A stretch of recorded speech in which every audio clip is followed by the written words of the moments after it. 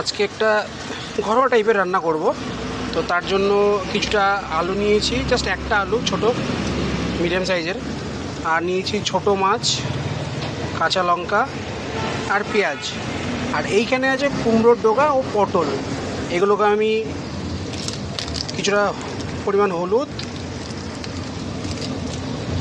আর 2 চামচ লবণ পরিমাণ মতো, তো এগুলোকে সব একসঙ্গে মেখে রেখে দেব কিছুক্ষণের জন্য।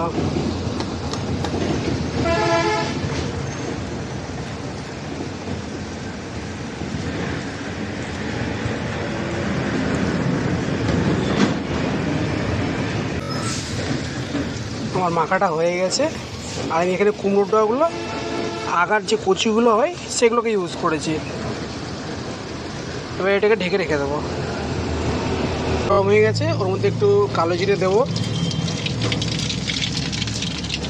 তো কালো জিরেটা একটু হয়ে গেলে ওর মধ্যে দেবো 2টো কোচানো টমেটো,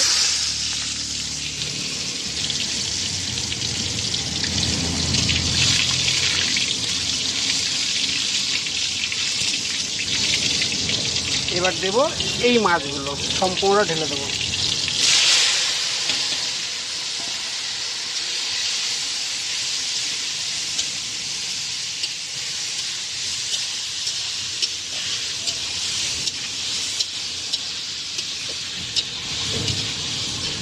এইগুলোকে একটু ভাজা ভাজা করে নেবো।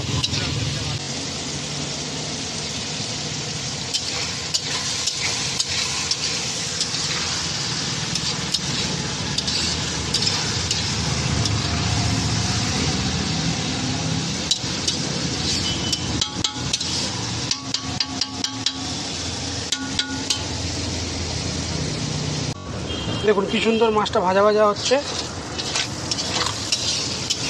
আবার একটু উল্টে পাল্টে দেবো, সেটা একটু সুন্দর করে ভাজা হয়।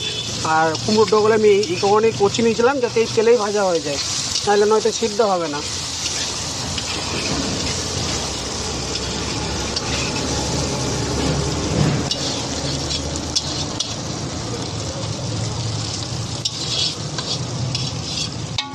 আবার একটু ঢেকে দেবো। আমার এটা হয়ে এসছে। এবার এতে একটু সামান্য পরিমাণ চিনি দিয়ে দেবো, যাতে স্বাদের ফ্লেভারটা একটু পাল্টায়। একটু নেড়ে চেড়ে নামিয়ে নেব।